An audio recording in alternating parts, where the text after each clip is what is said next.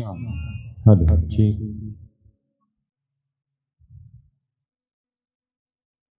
गोपाल कृष्ण भगवान की जय.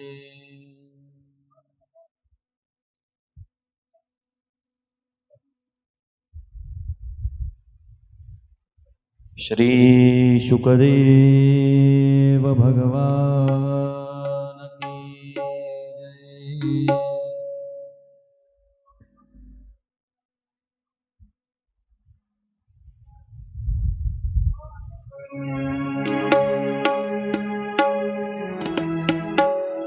ओवाळो आरती मदन गोपाळा. ओवाळो आरती मदन गोपाळा. श्याम सुंदर गळा वैजयंती माळा. श्याम सुंदर गळा वैजयंती माळा. ओवाळो आरती मदन गोपाळा.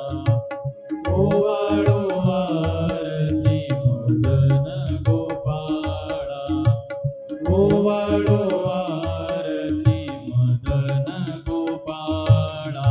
चरण कमल जाचे अति सुकुमार. ध्वजवाचा संविधाचे तोड. ओवाळो आरती मदन गोपाळा.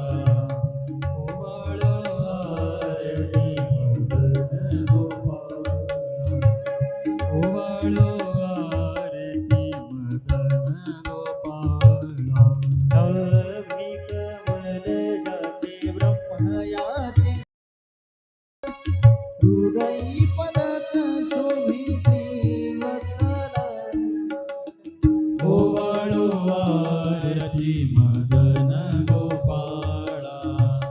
ओवाळो आरती मदन गोपाळा. ओवाळो आरती मदन गोपाळा. मुख कमल पाहता सूर्याची आकोटी. वेदिले मानस हर परिदृष्टी. ओवाळो आरती मदन गोपाळा. ओवाळो आरती मदन गोपाळा. ओवाळो आरती मदन गोपाळा. गणित मुकुट जाचे नैदिप्यमान. तेने तेज कोंदले अवघे जीवन. ओवाळो आरती मदन गोपाळा. ओवाळो आरती मदन गोपाळा. ओवाळो आरती मदन गोपाळा. एक जनार्दनी देखियाले रूप. रूप पाहता झाले तदरूप. ओवाळो आरती मदन गोपाळा. ओवाळो आरती मदन गोपाळा. ओवाळो आरती मदन गोपाळा.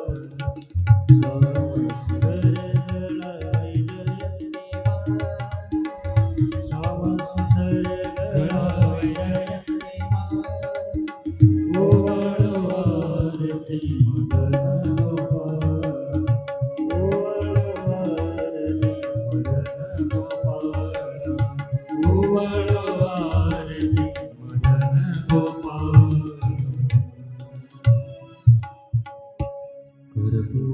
कर्पूरगौरं करुणावतारं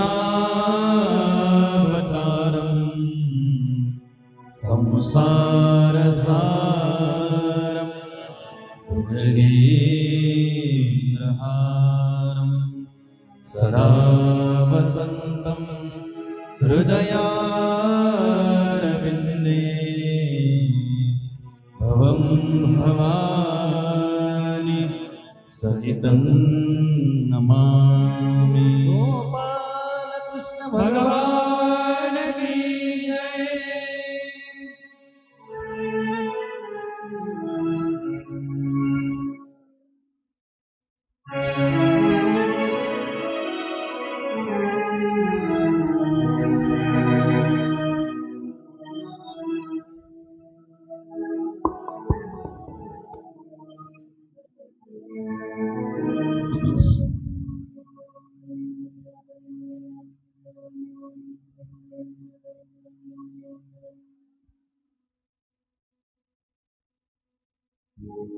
राम राम हलो ठीक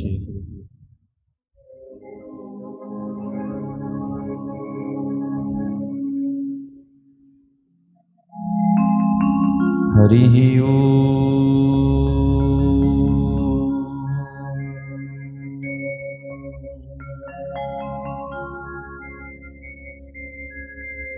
स्वस्ति श्री गणेशाय नमः। श्री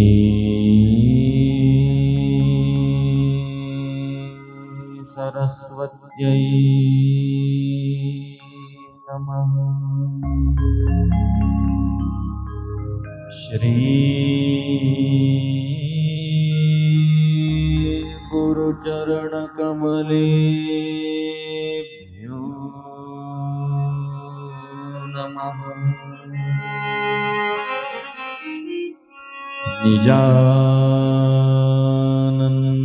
निजानन्दरूपी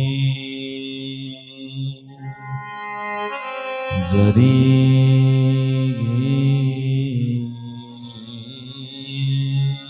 समाधि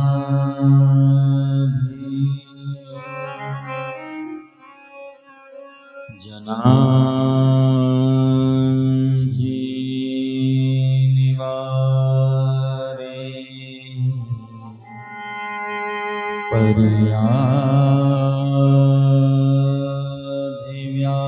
परियाधिव्याधि शिव ब्रह्म विष्णु स्वरूपात्मकाला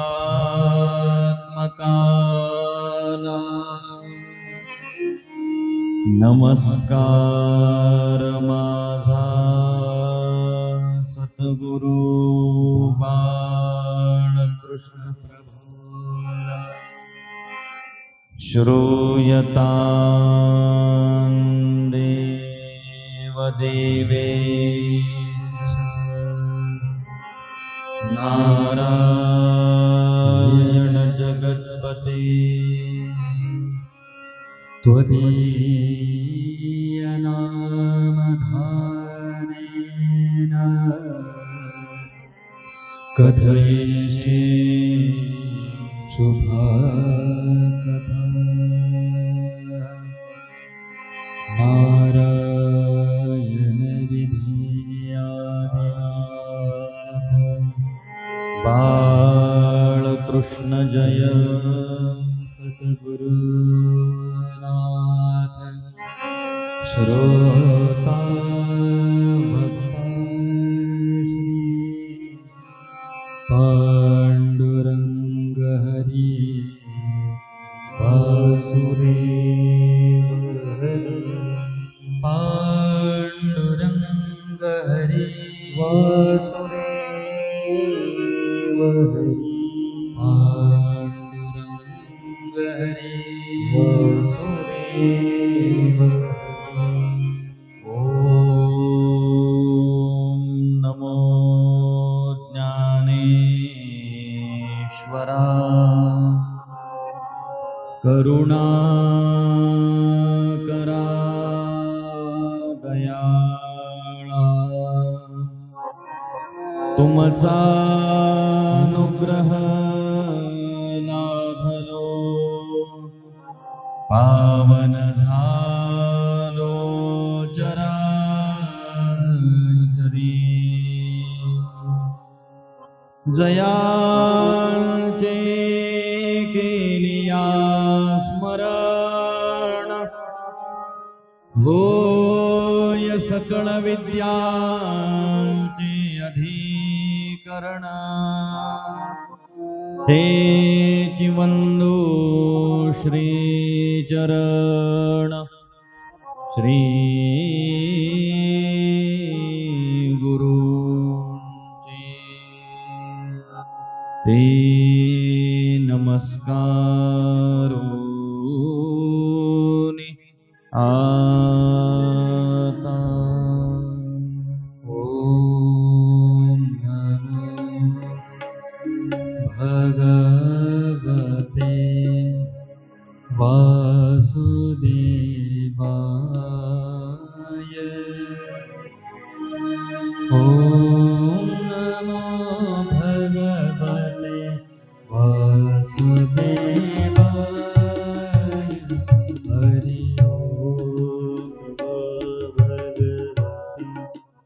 वासुदेवाय ॐ नमो भगवति वासुदेवाय हरि ओम नमो भगवते वासुदेवाय ओम नमो भगवते वासुदेवाय हरि ओम नमो भगवते वासुदेवाय ओम नमो भगवते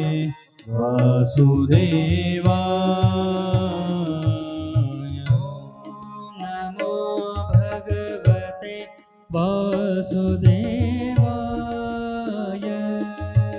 ओम नमो भगवते वासुदेवाय ओम नमो भगवते वासुदेवाय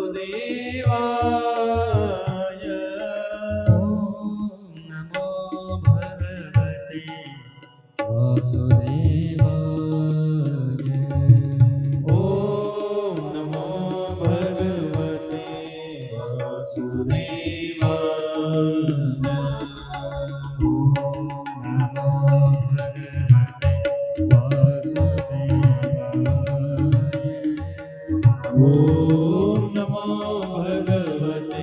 वासुदेवाय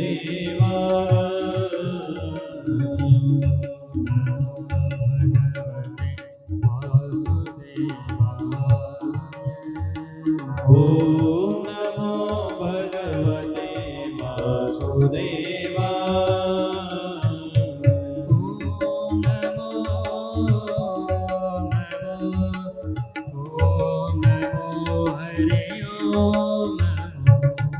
ओम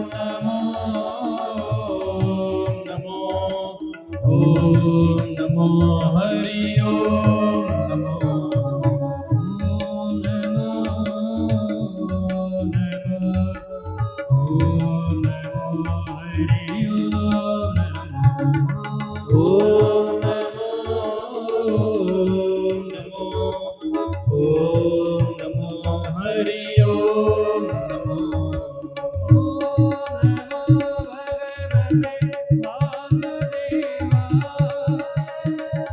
ओम नमो भगवते ओम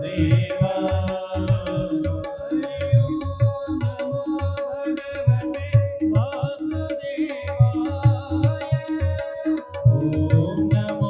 भगवते वासुदेवाय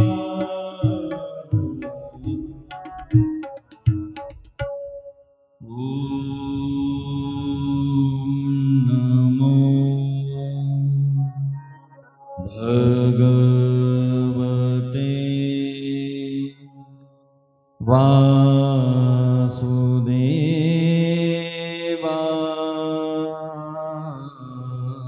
वासुदेवाय पुंडलीकवरदा हरि विठ्ठल श्री ज्ञानदेव तुकाराम पंढरीनाथ भगवान की माँ बोले ज्ञानेश्वर महाराज की शांति ब्रह्म एकनाथ महाराज की जगद्गुरु तुकाराम महाराज की सतगुरु देव की जय। नमः परम कल्याणम नमः परममङ्गलम् वासुदेवाय शान्ताय यदुनापतये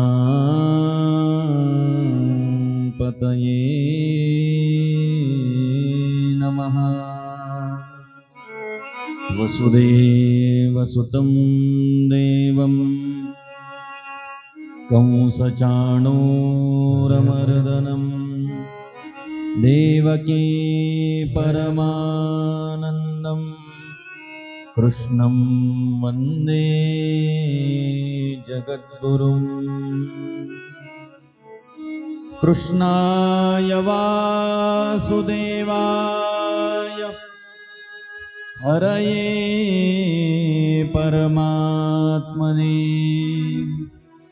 प्रणतक्लेशनाशाय गोविन्दाय नमो नमः। विश्वसर्गविसर्गादि नवलक्षणलक्षितं श्रीकृष्णाख्यं परन्धामं जगद्धाम नमामि तत्। प्रह्लादनारदपराशरपुण्डरीक व्यासाम्बरीशशुकशौनकभीष्मदाल्भ्यान् रुक्माङ्गदार्जुनवसिष्ठविभीषणादीन् पुण्यानिमान् परमभागवतान् नमामि। यं प्रव्रजन्तमनुपेतमपेतकृत्यं द्वैपायनो विरहकातर आजुहाव। पुत्रेति तन्मयतया तरवोऽभिनेदु त्वं सर्वभूतहृदयं मुनिमानतोऽस्मि। गोपालकृष्ण भगवान की जय। श्री शुकदेव भगवान की जय।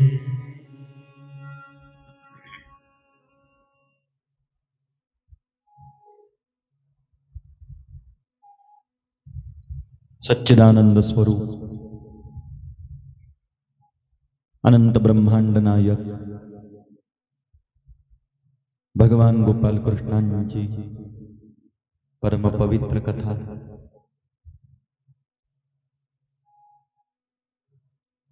अत्यंत परम पवित्र पुरुषोत्तम मासाच्या निमित्ताने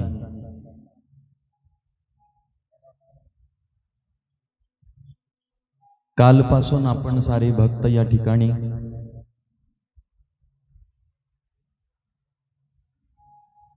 ही श्रीमद भागवत कथा श्रवण करत आहोत। परमपूज्य हरिभक्त परायण दत्ता महाराज बोरगावकर, हरिभक्त परायण परमपूज्य नामदेव महाराज चारठाणकर, श्री श्री श्री 1008 गणेशानंदजी महाराज राजा टाकळी, साधू संत महात्म्यांच्या सद्गुरूंच्या माता पित्यांच्या परमकृपाशीर्वादाच्या परिणामाने श्री रवींद्र शंकररावजी तौर, सौभाग्यवती किरण रवींद्रजी तौर, समस्त तौर परिवार, आपण सर्व भक्त भाविक वैष्णवजन यांच्या उपस्थितीमध्ये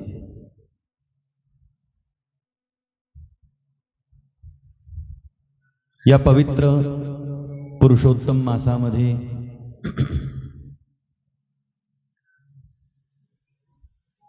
तुमचा माझा उद्धार करणारी जी परमपवित्र कथा आहे,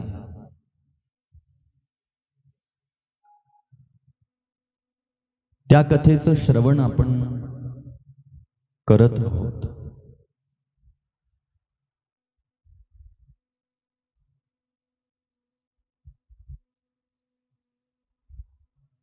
जी श्रीमद भागवत कथा आपण या ठिकाणी ऐकत आहोत, या श्रीमद भागवत कथेचं महात्म्य काय आहे हे पाहण्याचा जरासा प्रयत्न आपण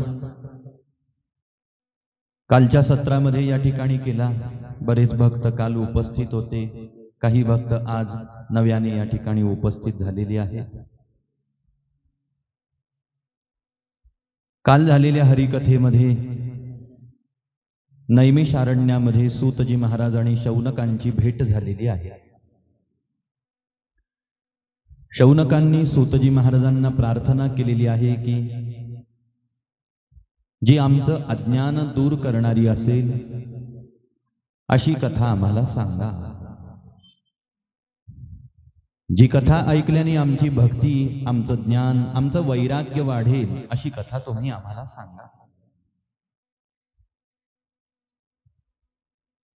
शौनकांची ही प्रार्थना ऐकून सूतजी महाराजांनी श्रीमद भागवत कथा सांगण्याकरिता सुरुवात केलेली आहे.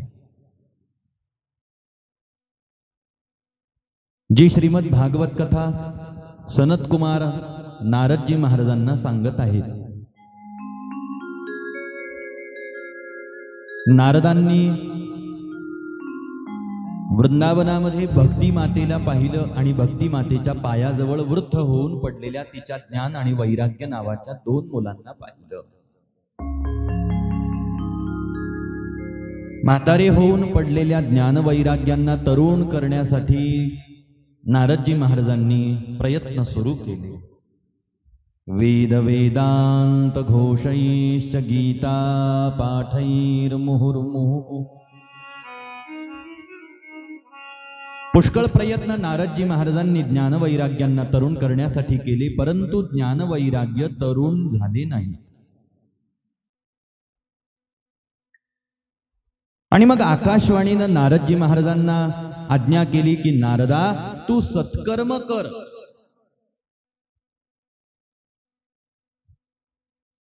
त्याच नारदजी महाराजांना बद्रिकाश्रमामध्ये सनत कुमारांची भेट झाली. सनत कुमारांना नारदांनी प्रश्न विचारला की सत्कर्म करणं म्हणजे नेमकं काय करणं असतं, तुम्ही मला सांगा. त्यावेळेला सत्कर्म सूचको नूनम ज्ञान यज्ञ स्मृतो बुधैः श्रीमद्भागवतालापसतु गीत शुकादिभिः.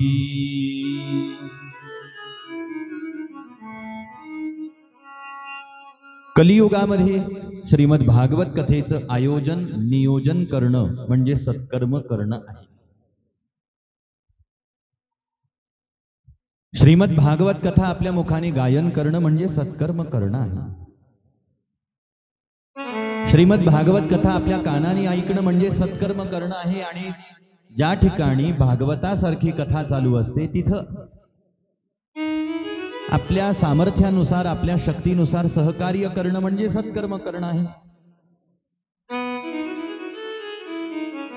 भक्तिमातेचं दुःख दूर व्हावं, ज्ञानवैराग्य तरुण व्हावे असं जर तुला वाटत असेल तर नारदा, तुला भागवताची कथा करावी लागेल असं सनत कुमारांनी सांगितलं. आणि मग नारदजी महाराजांनी भव्य दिव्य भागवत कथेचं आयोजन नियोजन केलं. त्यावेळेला सनत कुमार कथा सांगायला बसले. टाळांचा गजर, मृदंगाचा गजर त्या ठिकाणी चाललेला आहे. विण्याचा झंकार त्या ठिकाणावरती चालू आहे. भगवंताच्या नामसंकीर्तनामध्ये सारे भक्त हरिकथा मंडपामध्ये तल्लीन झालेले असताना भक्ति सुतौ तौ तरुणौ गृहीत्वा प्रेमैकमूर्तिं एक रूपा सहसा विरासी श्री कृष्ण गोविंद हरे मुरारे नाथेति नामानि मुहुर्वदन्ति भगवंताच्या नामाचं संकीर्तन करत करत भक्ती मातेचं प्रागट्य हरिकथेच्या मंडपामध्ये झालं. भक्ती मातेला आलेलं पाहिलं, ज्ञानवैराग्यांना तरुण झालेलं पाहिलं आणि सनत कुमारांना नारदजी महाराजांना अत्यंत आनंद झाला. त्याच वेळेला शुकदेवजी महाराजांचं प्रागट्य हरिकथेच्या मंडपामध्ये झालं. शुकदेवांना आलेलं पाहिलं, नारदांना सनत कुमारांना अतिशय आनंद झाला. शुकदेवजी महाराजही तिथं कथा श्रवण करण्यासाठी विराजमान झाले. पवित्र वातावरणामध्ये प्रसन्न अंतःकरणाने सनत कुमार भागवताचं हे महात्म्य नारदांना सांगत आहेत, ज्यामध्ये नारदांनी एक प्रश्न सनत कुमारांना विचारला आणि तो प्रश्न असा आहे की ही हरिकथा, ही भागवत कथा जी आहे, ही कुणाकुणाचा उद्धार करते आम्हाला सांगा. म्हटले, या मृत्यूलोकामध्ये जन्माला आलेला जो मनुष्य आपल्या कानाने ही कथा ऐकेल, ही हरिकथा त्याचा उद्धार करते. पण हरिकथा ऐकायची इच्छा कोणाला होते? जो पुण्यवान आहे त्याला कथा ऐकायची इच्छा होते. ज्याच्या पदरामध्ये पुण्य नाही त्याला भगवंताची कथा ऐकायची इच्छा होत नाही. भगवंताची कथा गायन करायची इच्छा होत नाही. भगवंताच्या नामाचं संकीर्तन करायची इच्छा होत नाही. एक वेळेला भगवंताचं नाव आपल्या मुखामध्ये यावं असं जर का वाटत असेल तर अनंत जन्माची सुकृत पदरी त्याचे मुखी हरी पैठा होय. जन्मोजन्मीची असेल पुण्य सामुग्री तरीच जिव्हाग्री नाम येईल श्रीराम. भगवंताचं नाव मुखामध्ये उच्चारणं सोपं असलं तरी सुद्धा भगवंताचं नाम मुखाला येणं ही दिसती तेवढी सोपी गोष्ट नाही. त्याकरता पुण्याईची आवश्यकता आहे. सुकृताचं पाठबळ असण्याची आवश्यकता आहे. बहुता सुकृताची जोडी म्हणून विठ्ठली आवडी. बहुता सुकृताची जोडी म्हणून विठ्ठली आवडी. बहुता सुकृताची जोडी म्हणून विठ्ठली आवडी. बहुता सुकृताची जोडी म्हणून विठ्ठली आवडी. बहुता सुकृताची जोडी म्हणून विठ्ठली आवडी. बहुता सुकृताची जोडी म्हणून विठ्ठली आवडी. बहुता सुकृताची जोडी म्हणून विठ्ठली आवडी. बहुता सुकृताची जोडी म्हणून विठ्ठली आवडी. तो हा विठ्ठल बरवा, तो हा माधव बरवा. तो हा विठ्ठल बरवा, तो हा माधव बरवा. तो हा विठ्ठल बरवा, तो हा माधव बरवा. तो हा विठ्ठल बरवा, तो हा माधव बरवा. बहुता सुकृताची जोडी. पदरामध्ये सुकृत असल्याचा परिणाम म्हणून विठ्ठली आवडी. आमच्या पाठीशी पुण्य आहे. आमच्या पाठीशी पुण्य आहे. सुकृताची जोड असल्या कारणाने भगवंताच्या संबंधामध्ये आवड, भगवंताच्या नामाबद्दल आवड. जन्मोजन्मी आम्ही बहु पुण्य केले, तेव्हा या विठ्ठली कृपा केली.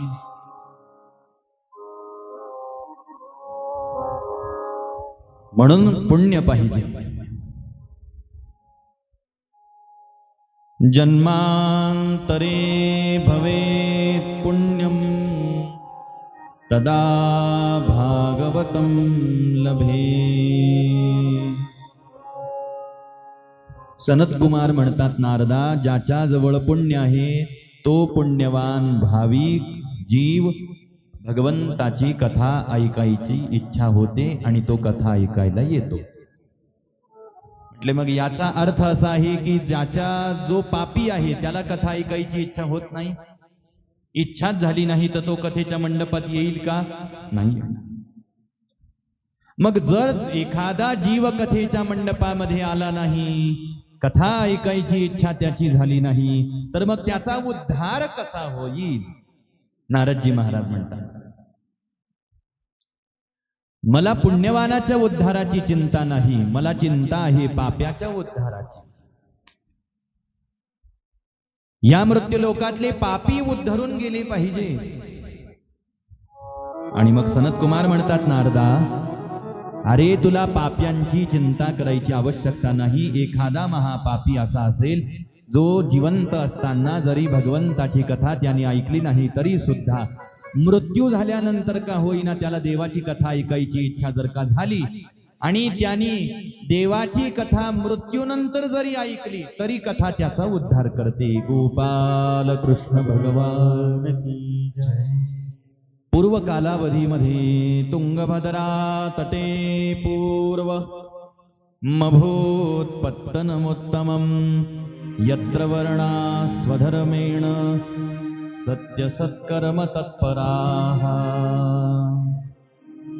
तुंगभद्रा नदीच्या काठावरती एक आत्मदेव नावाचे भूदेव राहत आहेत. या आत्मदेवांना दोंदुली नावाची एक धर्मपत्नी आहे. दोघांचा आनंदाने संसार चाललेला आहे. आत्मदेव बुद्धिमान आहेत, हुशार आहेत. सगळ्या शास्त्राचा अभ्यास आत्मदेवांचा झालेला आहे. घर आहे, संपत्ती आहे, धन आहे, गावामध्ये मान आहे, सन्मान आहे, प्रतिष्ठा आहे. सगळं काही आत्मदेवांना प्राप्त होतं, परंतु आत्मदेवांना संतती काही आजपर्यंत झालेली नाही. संतती व्हावी म्हणून आत्मदेवांनी पुष्कळ प्रयत्न आजपर्यंत केलेले आहेत, परंतु आत्मदेवांना काही संतती होत नाही.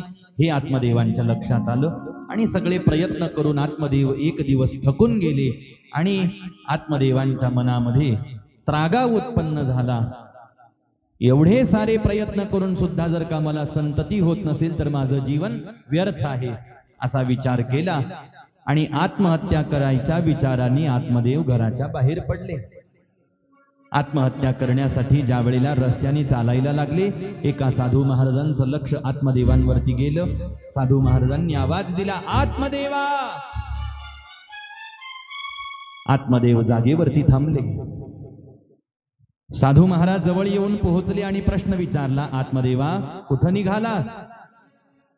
महाराज, मी आत्महत्या करायला निघालेलो आहे.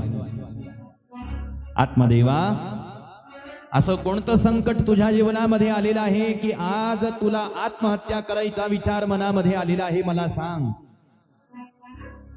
जीवनामध्ये माणसाने कधीही आत्महत्या करायचा विचार करू नये. कितीही संकट, कितीही दुःख जीवनामध्ये आलं तरी सुद्धा आत्महत्या करणं हे महापाप आहे. म्हटले, महाराज, अनेक वर्ष झाले माझा विवाह होऊन, परंतु मला संतती होत नाही म्हणून मी आत्महत्या करण्यासाठी निघालेलो आहे. आत्मदेवा, तुला काय वाटतं? तुला जर का पुत्र प्राप्त झाला तर तू सुखी होशील का? अरे या जगामध्ये मला हे मिळालं तर मी सुखी होईन, मला ते मिळालं तर सुखी होईन, मला असं झालं तर मी सुखी होईन, तसं झालं तर मी सुखी होईन, असा विचार करत करत करत करत मनुष्याचं आयुष्य सगळं संपून जातं.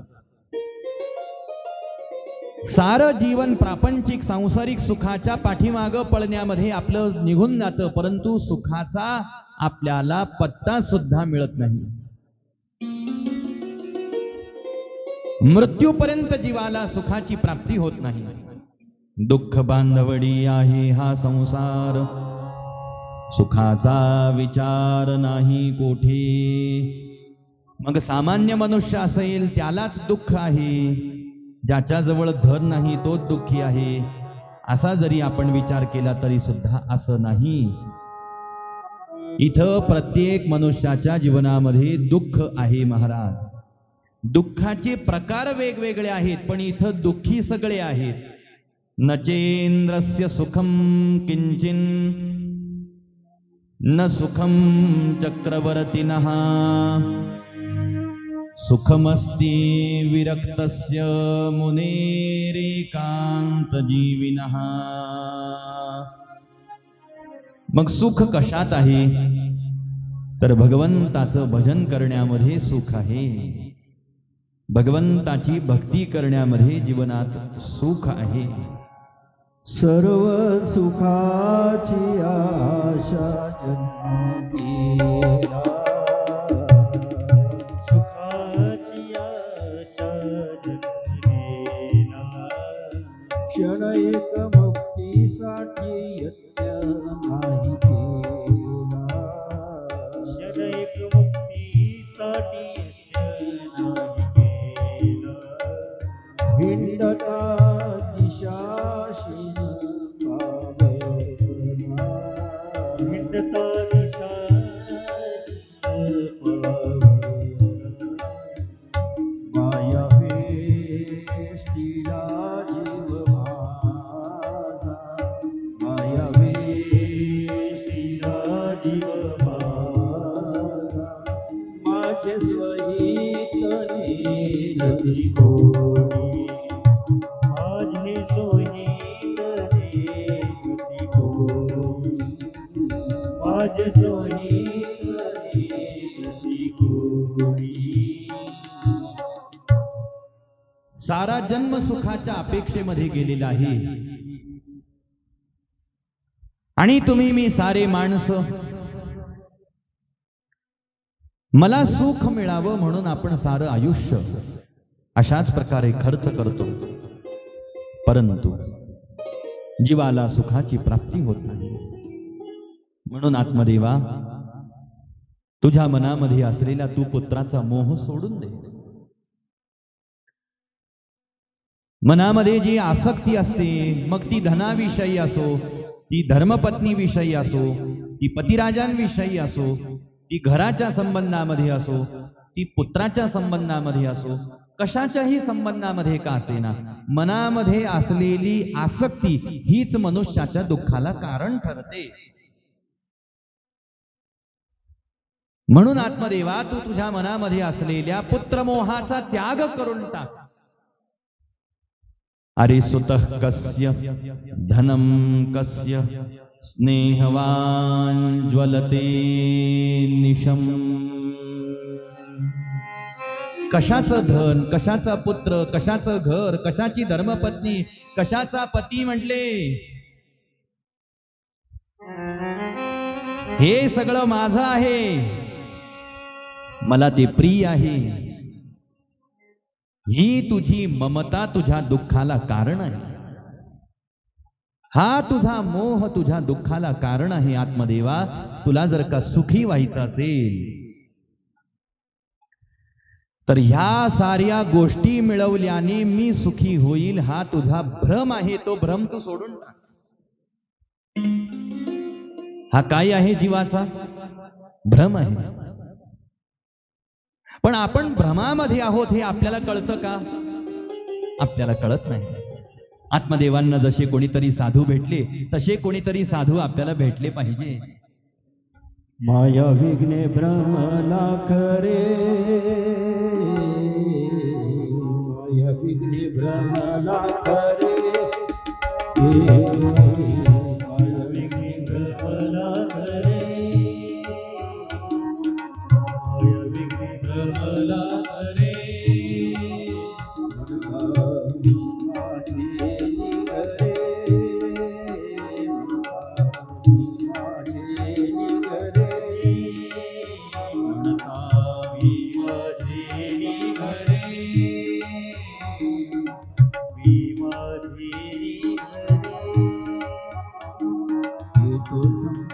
संपत्तीचे वारे,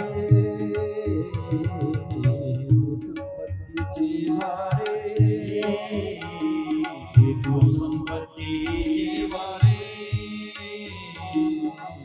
तू संपत्तीचे वारे, साचो का रे जाईल, साचो का रे जाईल, गणधार पुत्र जन, गणधार पुत्र जन, गणधार पुत्र जन. माया विघ्ने भ्रमला खरे. एक गोष्ट लक्षात घ्यायची आहे, ज्या ज्या पदार्थांच्या मागे आपण पळण्याचा प्रयत्न करतो ना, पदार्थाच्या मागे, व्यक्तीच्या मागे, वस्तूच्या मागे पळण्याचा प्रयत्न आपण जीवनभर करतो. सुखाच्या अपेक्षेने करतो. मी सुखी होईन, असं झालं तर सुखी होईन, तसं झालं तर सुखी होईन, हे झालं तर सुखी होईन, ते झालं तर सुखी होईन. सुख होत नाही. हे भ्रमामध्ये आपलं जगणं. म्हणता मी माझी घरी, हे तो संपत्तीचे वारे, साचो कारे जाईल. धनदारा पुत्रजन बंधू सोयरे पिशून. पण मला या साऱ्या पदार्थांच्या माध्यमातून मी प्रयत्न केले तरी सुद्धा सुख प्राप्त होऊ शकत नाही. हे जीवाने वर्म रहस्य जाणलं पाहिजे.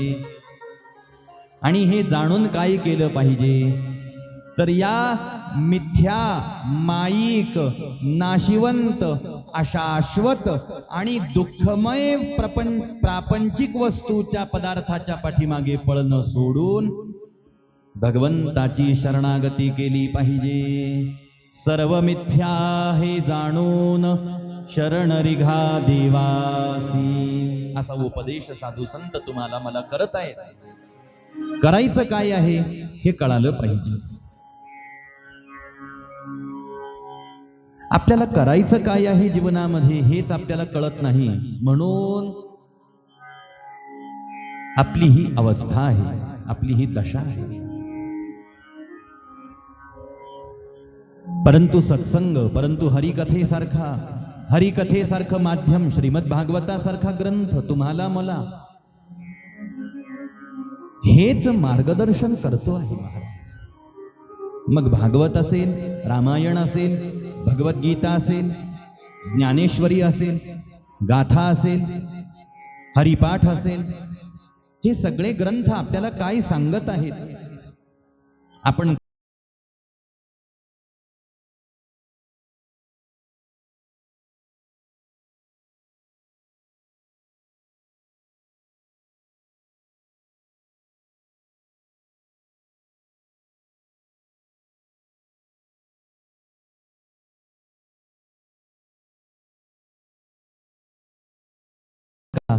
स्मरणामध्ये, चिंतनामध्ये तुझा काळ, तुझा वेळ, तुझं आयुष्य तू खर्च कर. पुत्राचा मोह सोडून दे आत्मदेवा. पण आत्मदेवांनी ऐकलं नाही साधूंचं. माणसाला ठोकर लागल्याशिवाय साधू संतांचं बोलणं माणसाला खरंच वाटत नाही. पुष्कळ खरं बोलले संत. पुष्कळ म्हणण्यापेक्षा संत जे बोलले तेच खरं आहे, तेच सत्य आहे या जगामध्ये. टाहो फोडला महाराज संतांनी जीवनभर. परंतु संतांनी जरी एवढं सांगितलं, उपदेश केला, तरी सुद्धा आपण जसं त्यांनी सांगितलं तसं जीवन जगत आहोत का हो? ते सगळं करत आहोत का आपण? भगवंताचे शरणागत होऊन भगवंताच्या ध्यानामध्ये, स्मरणामध्ये, नामचिंतनामध्ये आपला काळ आपण घालवत आहोत का? नाही. मग संतांनी जे कष्ट तुमच्या माझ्या करता घेतले, जो उपदेश केला, ते सगळे व्यर्थ गेलं असं म्हणायला काही हरकत नाही. पण असं कधी होऊ शकत नाही. कधी ना कधी तरी त्या शब्दांचा प्रभाव प्रकाश आपल्या मनावरती पडल्याशिवाय राहत नसतो.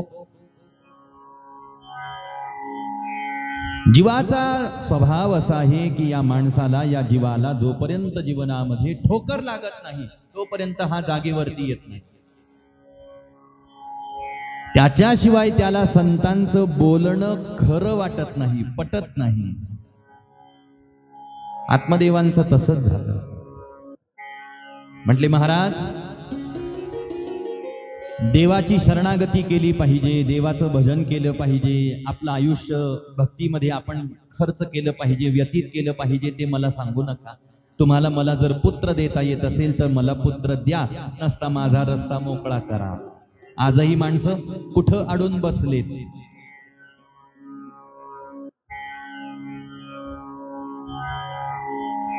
मला चांगलं उत्पन्न व्हावं इथं माणसं अडून बसले.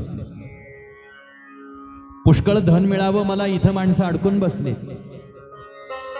विवाह व्हावा माझा इथं माणसं अडकून बसले. ज्यांचा विवाह झाला ते म्हणतात संतती मिळावी आम्हाला, इथं अडकून बसले. संतती झाली ज्यांना, ते विचार करतात संततीनं आमचा चांगला सांभाळ करावा, गोड बोलावं, इथं अडकून बसले. प्रत्येक जण इथं कुठं ना कुठं तरी अडकून बसलाय. पण माझा उद्धार झाला पाहिजे, माझं कल्याण झालं पाहिजे असं कुणाला वाटतंय? उद्धारापाशी कोणाचं जीवन अडून बसलंय का हो? उद्धारासाठी कोणी कोणत्या एखाद्या महात्म्याकडे जाऊन प्रश्न विचारायला तयार आहे का? महाराज, माझा उद्धार कसा होईल मला सांगा. ते तुकोबाराय होते म्हणून त्यांच्या मनामध्ये ही चिंता होती. कायमे उद्धार पावेगा, कायमे उद्धार पावेगा, काय कृपा करील नारायण, काय कृपा करील नारायण, काय कृपा करील नारायण, कृपा करील नारायण. ऐसे सांगा तुम्ही संत जन, ऐसे सांगा तुम्ही संत जन, करा समाधान माझे, करा समाधान चित्त माझे, उद्धार भावे, कायमे उद्धार पावे, कायमे उद्धार पावे. असे संत, असे भक्त ज्यांच्या मनामध्ये उद्धाराची काहीतरी चिंता आहे. आज देवाकडे जाणारे पुष्कळ आहेत, साधू संत महात्म्यांकडे जाणारे पुष्कळ आहेत आज. पण कशासाठी जात आहेत? काय मागत आहेत? आमच्या जीवनामध्ये काय झालं पाहिजे याची नाना प्रकारची अपेक्षा ठेवून देवाकडे संतांकडे जात आहेत. उद्धारासाठी संतांना प्रश्न विचारणारे या जगामध्ये कोण आहेत आणि किती आहेत? हा महत्वाचा प्रश्न आहे. जर आध्यात्मिक दृष्टिकोनातून विचार केला तर. गोपाल कृष्ण भगवान की जय.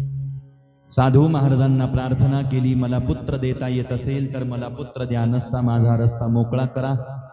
संतांनी विचार केला, या जगामध्ये जो जे वांछील तो ते लाहो प्राणीजात. हे जीव, हे माणसं अशी आहेत, संसारातल्या लाथा खाल्ल्याशिवाय यांना परमार्थ करायची बुद्धी प्राप्त होत नाही. थोडस सहज शब्दामध्ये जर का सांगायचं झालं, जे शब्द मनाला लागणार नाहीत अशी, नसता अक्कल येत नाही असंही म्हणता येतं, पण तसं म्हणू नये. ते मनाला लागतं महाराज जास्त, आणि असं मनाला लागल असं काही बोलू नाही.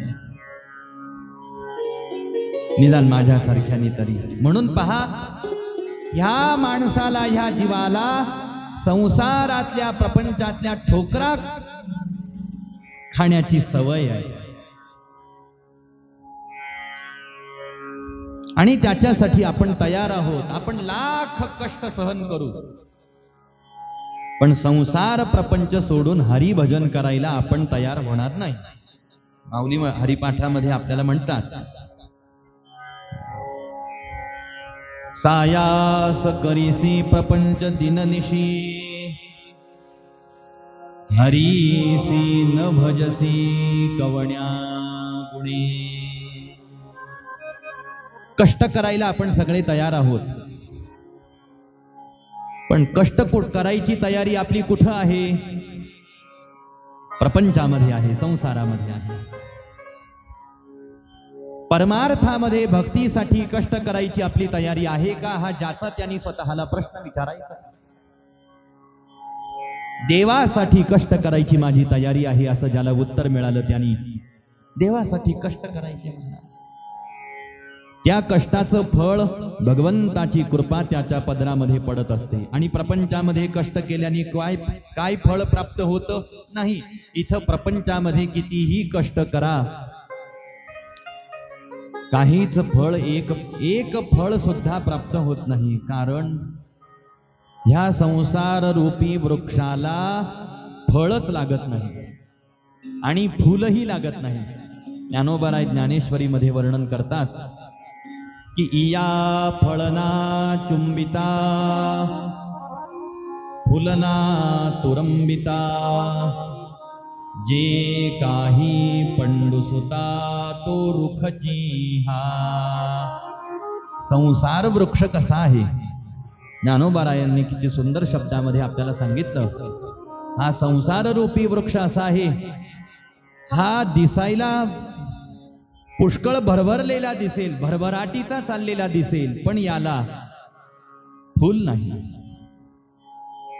याला फळ नाही. जे काही पंडुसुता तो रुखची हा.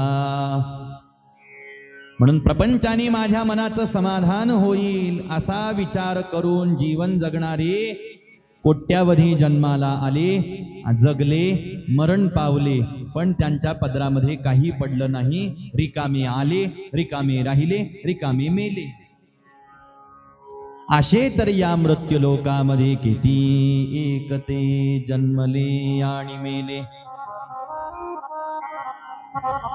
असे किती एकते जन्मले आणि मेले. काय पदरामध्ये पडलं महाराज त्यांच्या? काही नाही. मग इथं धन्य कोण झाला?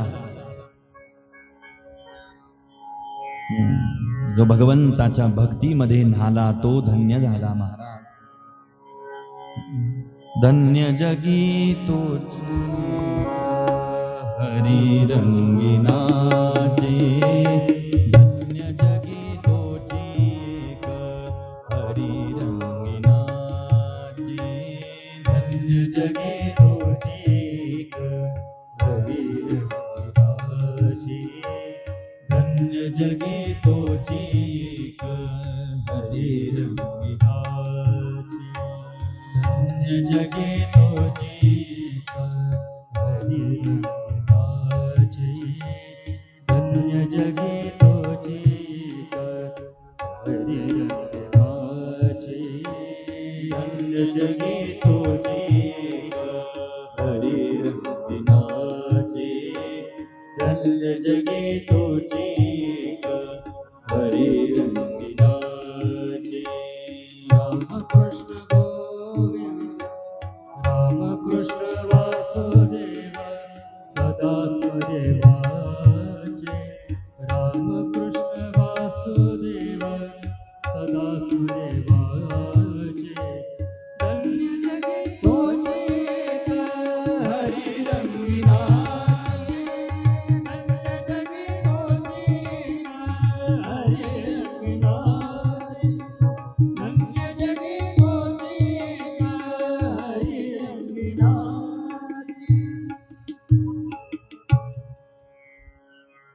इथं धन्य कोण झाला? धन्य जगी तोची एक हरी रंगी नाचे राम कृष्ण वासुदेव सदा स्मरे वाचे. तो धन्य आहे महाराज. आणि अशा प्रकारे जीवनाला धन्य करण्याचा विचार तुम्ही आम्ही करत नाही. आपलं जीवन धन्य करायचा विचार करायला तुम्ही आम्ही तयार नाही. म्हणून कथा ऐकावी लागते, म्हणून कीर्तन असतं, म्हणून सत्संग असतो.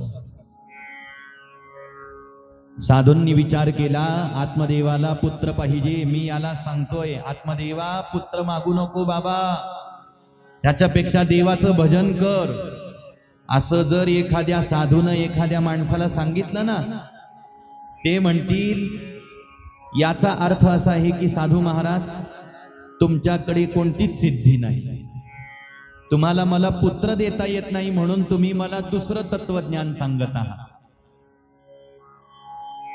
लक्षात आलं का वाक्य? मी तुम्हाला पुत्र मागतोय, तुम्ही मला म्हणता पुत्र मागू नको, भजन कर. याचा अर्थ तुम्हाला पुत्र देताच येत नाही, म्हणून भजन करायला सांगता. असं नाही महाराज. संतांकडे सगळ्या सिद्ध्या असतात. सर्व प्रकारच्या रिद्धी सिद्धी संतांच्या पायाशी असतात. 4 मुक्त्या संतांच्या घरची दासी होऊन राहत असतात.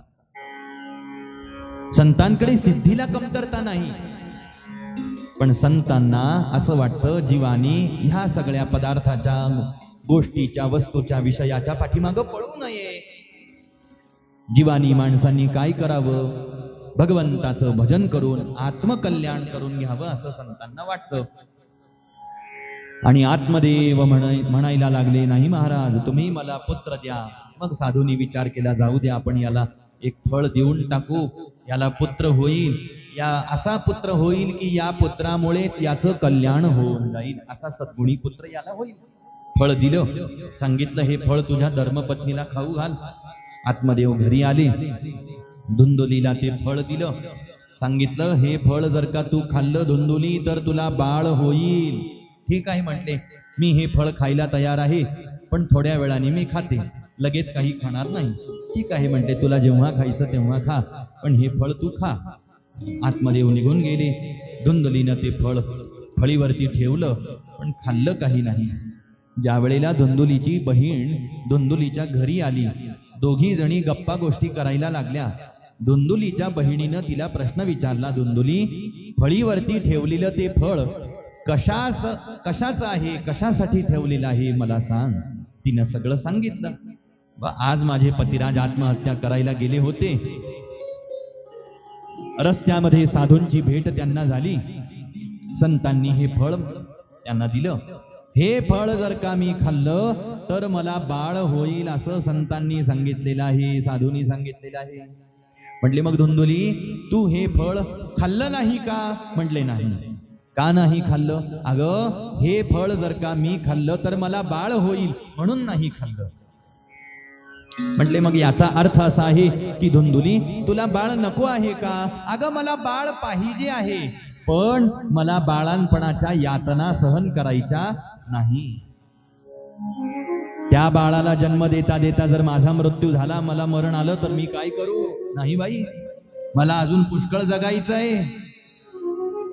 एक वेळ माझ्या पोटी बाळाला जन्म नाही दिला तरी चालेल, पण मला बाळ आयतं मिळालं पाहिजे. मी कोणतेही कष्ट घ्यायला तयार नाही. धुंदुलीच्या बहिणीनं सांगितलं ठीक आहे, तुला आयतं जर का बाळ पाहिजे असेल तर मला जे बाळ होईल ना आता ते बाळ मी तुला आणून देईल, तू फक्त गरोदर असल्याचं नाटक कर. आणि तिनं नाटक सुरू केलं महाराज. पोटाला चिंध्या गुंडाळल्या, गरोदर असल्याचं नाटक सुरू झालं. 9 महिन्यांचा काळ निघून गेला. धुंदुलीच्या बहिणीला बाळ झालं, पुत्र झाला. तो पुत्र गुपचूप तिनं धुंदुलीपर्यंत आणून दिला. आत्मदेवांना कळालं घरामध्ये पुत्राचा जन्म झालेला आहे. गावामध्ये आनंदाने पेढे वाटले. इकडं साधूंनी जो प्रसाद फळ रूपाने दिलेला होता ना, ते फळ मात्र गायी अंगणामध्ये उभ्या असलेल्या गायीला खाऊ घातलं. पण गायीला खाऊ जरी घातलं तरी सुद्धा त्या प्रसादाचा यथायोग्य परिणाम त्या गायीवरती सुद्धा झाला. आणि परिणाम असा झाला की त्रिमासे निर्गते चाथम साधेनुसुषुवेर्भगं सर्वांगं सुंदरं दिव्यं निर्मलं कनकप्रभम्. एका अत्यंत सुंदर बाळाला त्या गायीनं जन्म दिला, ज्याचं सगळं अंग हे माणसाच्या शरीरासारखं होतं, फक्त कान मात्र गायीच्या कानासारखे होते. आणि म्हणून त्याचं नाव गोकर्ण असं ठेवलं. आणि धुंदुलीला जे बाळ झालं त्या बाळाचं नाव धुंदुकारी असं ठेवलं. दोन्हीही मुलं हळूहळू वयाने मोठी मोठी व्हायला लागली. तारुण्यावस्थेमध्ये ज्या वेळेला दोन ही मुलं आली त्यावेळेला आत्मदेवांच्या एक गोष्ट लक्षात यायला लागली की धुंदुकारी जो होता ना तो रात्रंदिवस पाप कर्म करायला लागला, पापाच्या वाटेवरती वाटचाल करायला लागला. आणि दुसऱ्या बाजूला गोकर्णजी महाराज मात्र फार पुण्यवान होते, भगवंताचे भक्त होते, संतांची सेवा करायचे, अभ्यास करायचे, ग्रंथाध्ययन करायचे, भगवंताच्या नामाचं संकीर्तन करायचे. एक पुत्र पुण्यवान पुण्यकर्म करतोय, एक पुत्र पापकर्म करतोय, पापाच्या वाटेवरती वाटचाल चाललेली आहे. आणि मग गायीला झालेलं बाळ पुण्याईच्या वाटेवरती वाटचाल करतय आणि आपल्या घरामध्ये जन्माला आलेलं लेकरू पापाच्या वाटेवरती वाटचाल करतय. हे पाहून आत्मदेवांना सहन होत नसायचं, दुःख व्हायचं मनाला फार. आत्मदेव अधूनमधून धुंदुकारीला उपदेश द्यायचे, बाबाने धुंदुकारी तू पापाच्या वाटेवरती वाटचाल करू नकोस, ही पापाची वाट तुला एक दिवस नरकामध्ये घेऊन गेल्याशिवाय राहणार नाही. परंतु एक दिवस त्या धुंदुकारीनं आपल्या पित्याला मारण्यासाठी हात उगारला. ज्या वेळेला हात उगारला त्यावेळेला आत्मदेवांना फार दुःख झालं. पुन्हा एक वेळेला आत्महत्येचा विचार मनामध्ये आला आणि दुसऱ्यांदा आत्महत्या करायला आत्मदेव घराच्या बाहेर पडले. आता मात्र रस्त्यामध्ये गोकर्णजी महाराजांची भेट झाली आणि गोकर्णजी महाराज म्हणतात, बाबा कुठं निघाला? धुंदुकारी, गोकर्णा मी आत्महत्या करायला निघालेलो आहे. बाबा भगवंताच्या कृपेनं अनमोल अशा प्रकारचा नरदेह आपल्याला मिळालेला आहे. हा नरदेह मिळालेला असताना मनुष्याने या देहाची आसक्ती आणि आपण ज्यांना माझं माझं म्हणतो त्या माणसांची, त्या पदार्थांची, त्या वस्तूंची आसक्ती सोडून द्यायला पाहिजे. तसही हा देह काही शाश्वत नाही. हा देह रक्त, मांस, हाडांपासून तयार झालेला आहे. या शरीराच्या आतमध्ये जर का आपण डोकावून पाहण्याचा प्रयत्न केला ना तर या शरीरामध्ये आपल्याला मलमूत्रांचं कोठार दिसेल. दुसरं या देहामध्ये, या शरीरामध्ये काही नाही. म्हणून हा देह कसा आहे? हा देह नाशी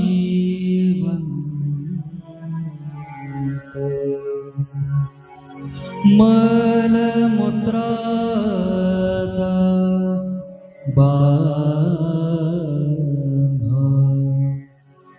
वरे चर्म घातले रे कर्म कीटकाचा सांधा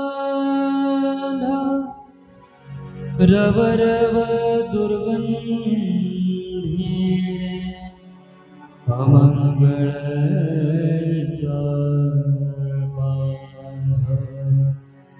स्मरेत्या हरी शरण जाई गोविंदा स्मरेत्या हरिहरा शरण जाई गोविंदा. म्हणून बाबा तुम्ही या देहामध्ये तुमची आसक्ती आता राहू देऊ नका. धर्मपत्नीमध्ये पुत्रामध्ये तुमची आसक्ती तुम्ही राहू देऊ नका. आतापर्यंतचं सारं आयुष्य तुम्ही संसार करण्यामध्ये खर्च केलेलं आहे. संसाराकडून तुम्हाला सुख मिळालं नाही म्हणून तुम्ही आत्महत्या करायला निघालात का बाबा? अहो, या देहाला मारण्यामध्ये काय पुरुषार्थ आहे? तसाही हा देह आज नाही तर उद्या मरणारच आहे. मरू नये असं वाटलं तरी देह मरणारच आहे. देहाचा मृत्यू होण्याच्या आत माणसाने भगवंताची भक्ती करून भगवंताच्या पदाला प्राप्त करून घेतलं पाहिजे. म्हणून तुम्ही आत्महत्येचा विचार मनातून काढून टाका. परिवारासाठी मी मेलो असं समजा. वनाच्या दिशेने निघून जा आणि वनामध्ये गेल्यानंतर अखंड धर्मं भजस्व सततं त्यज लोक धर्मान् सेवस्व साधु पुरुषान् जेहि काम तृष्णाम् अन्यस्य दोष गुण चिंतनमाशु मुक्त्वा सेवा कथारसमहो नितरां पिबत्वम्. बाबा, तुम्ही अखंड भक्तीच्या वाटेवरती वाटचाल करा. सकल लोक धर्माचा लोक व्यवहाराचा तुम्ही त्याग करा. साधूंच्या संगतीमध्ये सेवेमध्ये राहा. कुणाच्याही गुणांचा आणि कुणाच्याही दोषाचा विचार तुम्ही करू नका आणि अखंड भगवंताच्या नामसंकीर्तनामध्ये आपला काळ व्यतीत करा. गोकर्णजी महाराजांचा उपदेश आत्मदेवांच्या मनावरती झाला आणि आत्मदेव आत्महत्येचा विचार सोडून वनामध्ये निघून आले. श्रीमद भागवताच्या दशमस्कंधाची पारायणा पाठीमागून पारायण करायला आरंभ केला आणि यथा योग्य समयाला आत्मदेवांचा उद्धार झाला. इकडं आत्मदेवांची धर्मपत्नी धुंदुली एक दिवस धुंदुकारीला उपदेश द्यायला लागली की बेटा धुंदुकारी, अरे तू पापाच्या वाटेवरती वाटचाल करू नकोस. तुझे वडील तुला उपदेश करता करता तुला समजावून सांगता सांगता घर सोडून निघून गेले. बाबा, मी तुझी आई आहे, माझं तरी ऐक. धुंदुकारी ऐकायला तयार नाही. उपदेश करणाऱ्या धुंदुलीला धुंदुकारीनं एक दिवस बेदम मारलं महाराज, मारहाण केली. धुंदुलीला दुःख झालं. धुंदुली अंधाऱ्या रात्रीच्या वेळेला घराच्या बाहेर पडली आणि गावामध्ये असलेल्या कोरड्या विहिरीमध्ये धुंदुलीनं आत्महत्या करून घेतली. गोकर्णजी महाराज सुद्धा तीर्थयात्रेला निघून गेले. आता धुंदुकारीला कोणीही रोखणार टोकणार घरामध्ये राहिलं नाही.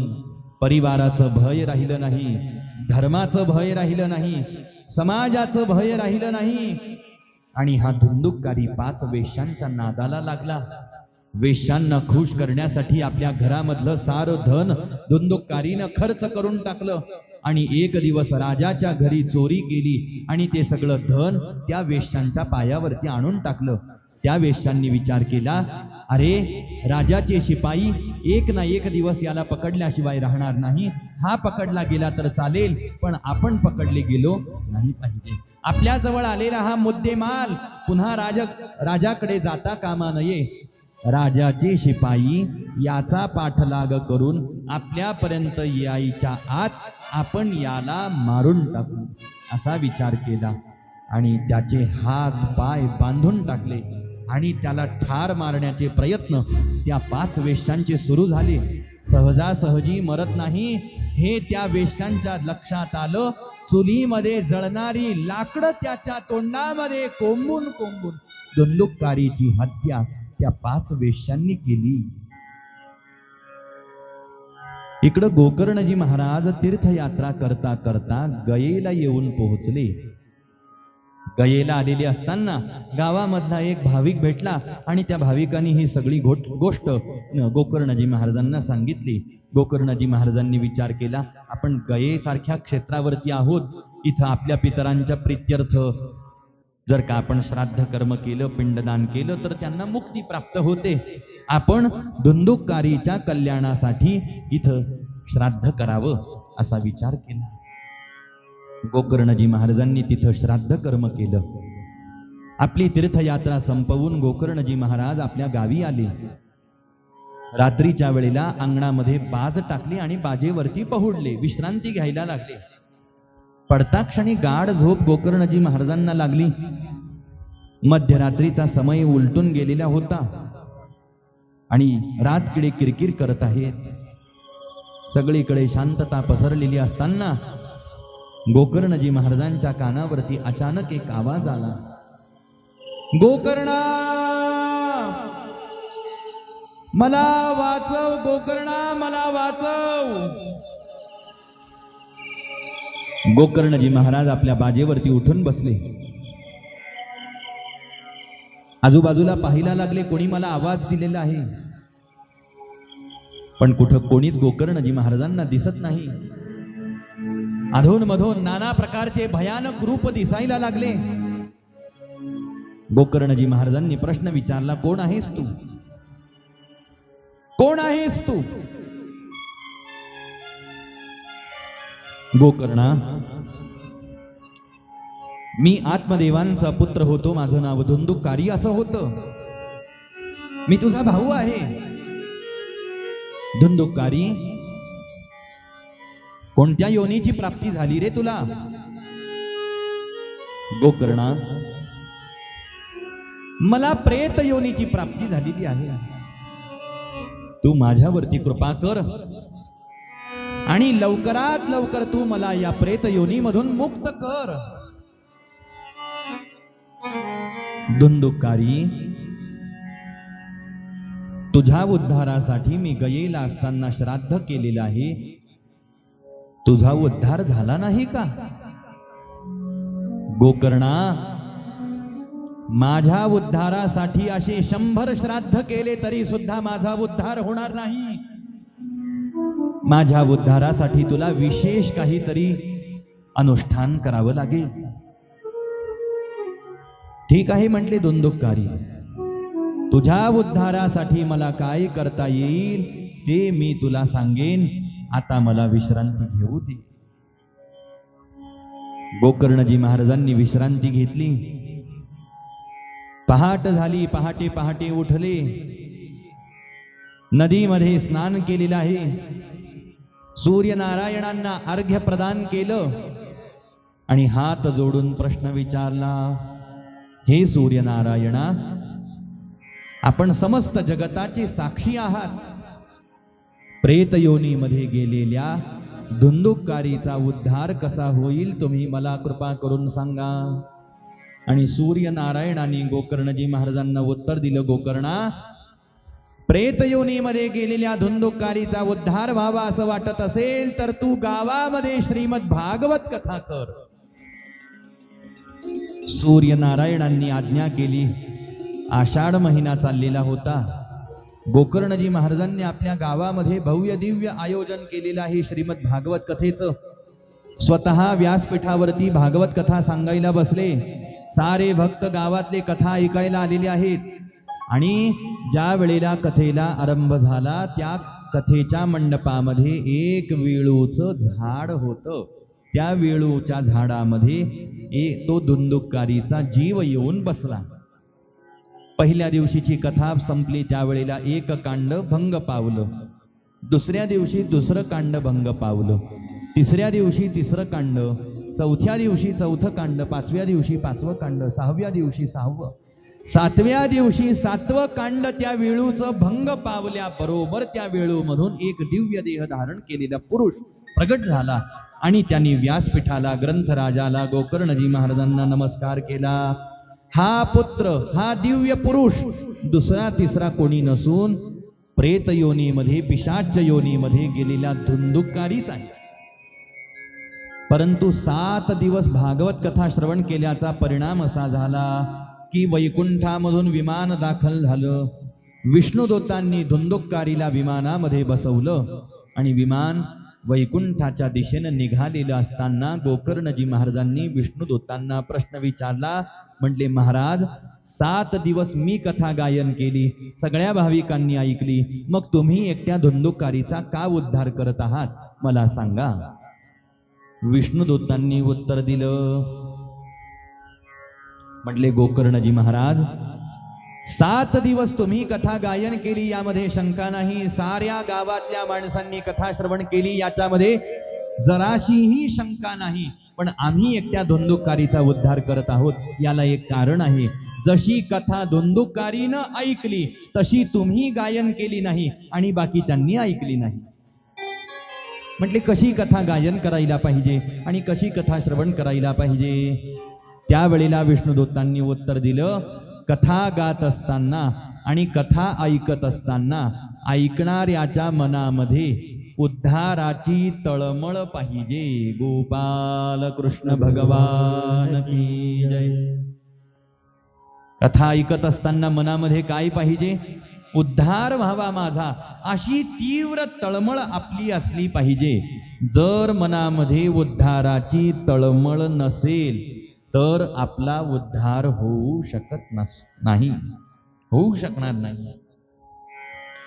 उत्तर दिलं आणि विष्णुदूत वैकुंठाकडे निघून गेले. गोकर्णजी महाराजांनी विचार केला, आपण कथा गायली तर खरी, पण मनामध्ये उद्धाराची तळमळच नाही. आपल्याला उद्धरून जाण्याचा विचारच नाही. बस गायची म्हणून गायली, ऐकायची म्हणून जर का ऐकली तर कसा उद्धार होईल सांगा बरं? होणार नाही. आणि मग उद्धार झाला पाहिजे अशी इच्छा गोकर्णजी महाराजांच्या मनामध्ये झालेली आहे. पुन्हा दुसऱ्यांदा श्रावण महिन्यामध्ये गोकर्णजी महाराजांनी भागवत कथेचं आयोजन केलं. पहिलं आयोजन आषाढ महिन्यामध्ये केलं, धुंदुककारीचा उद्धार झाला. दुसरं कथेचं आयोजन लगेच श्रावण महिन्यामध्ये केलं. दुसऱ्यांदा 7 दिवस पुन्हा गावामध्ये हीच भागवत कथा केली. आणि ही भागवत कथा केल्याचा परिणाम असा झाला की वैकुंठामधून पुन्हा एक वेळेला विष्णुदूत विमान घेऊन उपस्थित झाले आणि त्या विमानामध्ये गोकर्णजी महाराजांना बसवलं. पण एकट्या गोकर्णजी महाराजांना बसवलं नाही, तर गावामध्ये जेवढे भाविक भक्त आहेत, ज्यांनी ज्यांनी कथा श्रवण केली, त्या साऱ्या गावकऱ्यांचा उद्धार भगवंतानी केला. आणि साऱ्या भक्त भाविकांना गोकर्णजी महाराजांना गोलोकाला भगवंत घेऊन गेले. सनत कुमार नारदजी महाराजांना सांगतात, नारदा, अशी ही श्रीमद भागवत कथा आहे, जी पुण्यवानाचा जसा उद्धार करते तसा पाप्याचा सुद्धा उद्धार करते. आणि मग नारदांच्या लक्षात आलं की ही श्रीमद भागवत कथा धन्य आहे. ही जर कथा पाप्यांचा उद्धार करणारी आहे तर मी अखंड ही श्रीमद भागवत कथा गायन करेल, पुन्हा पुन्हा ही श्रीमद भागवत कथा ऐकेल. आणि सनत कुमार ही नारदजी महाराजांना उपदेश करताना म्हणतात, नारदा, अशी ही लोकांचं कल्याण करणारी भागवत कथा तू एकदाच ऐकून थांबू नकोस. एकदाच या भागवताचं आयोजन नियोजन करून तू थांबू नकोस, तर तू एक कर, नारदा, सदा सेव्या सदा सेव्या श्रीमद् भागवती सदा सेव्या सदा सेव्या श्रीमद् भागवती सदा सेव्या सदा सेव्या श्रीमद् भागवती सदा सेव्या सदा सेव्या श्रीमद् भागवती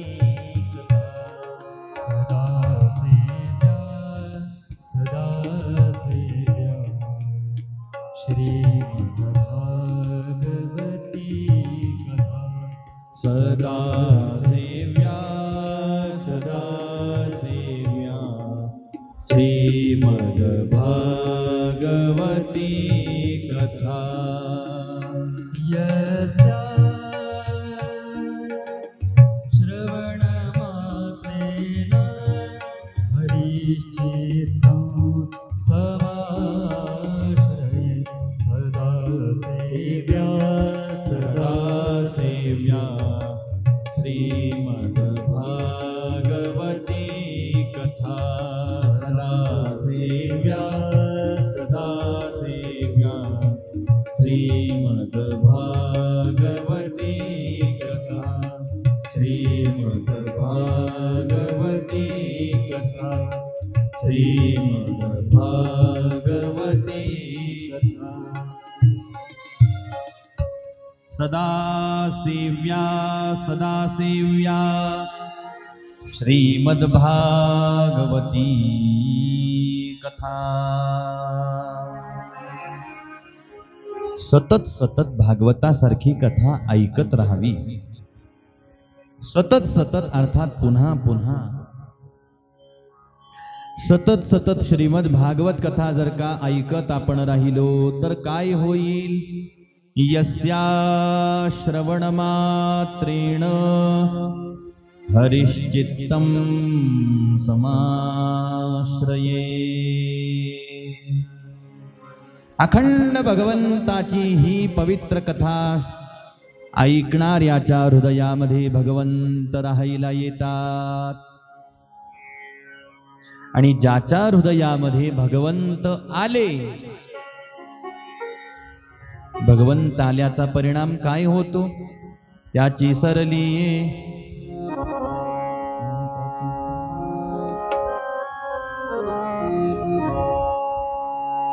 त्याची सरली रझार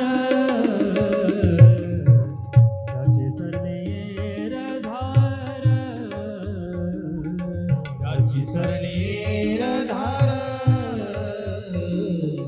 त्याची सरली रझार त्याची सरली रझार त्याची सरली रझार त्याची सरली रझार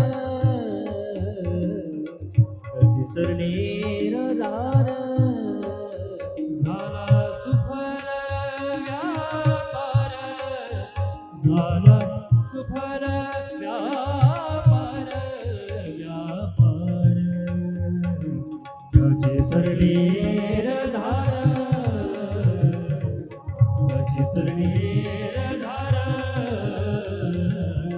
त्याची सरली रझार झाला सुफल व्यापार झाला सुफल व्यापार व्यापार त्याची सरली रझार त्याची सरली रझार त्याची सरली रझार त्याची सरली रझार. भगवंत ज्याच्या हृदयामध्ये प्रकट झाले त्याची सरली येर झार.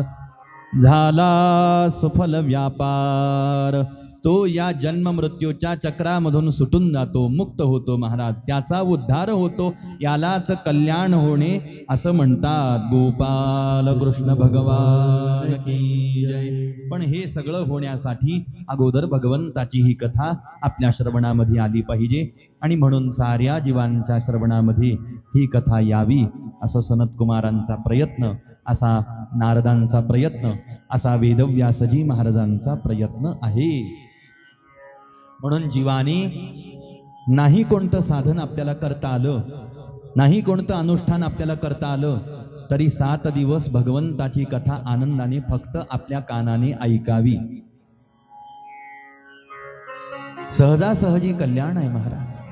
आपण जीव फार भाग्यवान आहोत बरं कलियुगामधले. आपल्याला उद्धार करून घ्यायला घर सोडून कुठं दूर वनामध्ये जाण्याची आवश्यकता नाही. परिवाराला सोडून कुठं दूर जाण्याची आपल्याला आवश्यकता आता राहिली नाही. आपल्याला फक्त जिथं कथा चाललेली असेल तिथं येऊन बसायचे कष्ट घ्यायचे आहे. आणि जी कथा चालेल ती कथा आनंदाने एकाग्रतेनं भगवंतावरती कथेवरती, कथेच्या शब्दांवरती विश्वास ठेवून आपल्याला ऐकायची आहे. विश्वास ठेवून ऐकायची आहे. ही कथा नुसती आपण कानाने आनंदाने ऐकत राहिलो तरी आपला उद्धार, आपलं कल्याण आहे. आपलं कल्याण.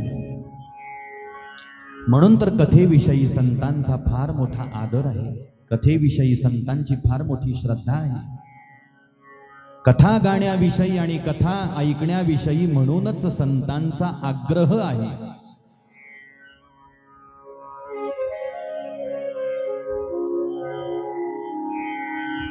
ही कथा एवढी पवित्र आहे, पावन आहे.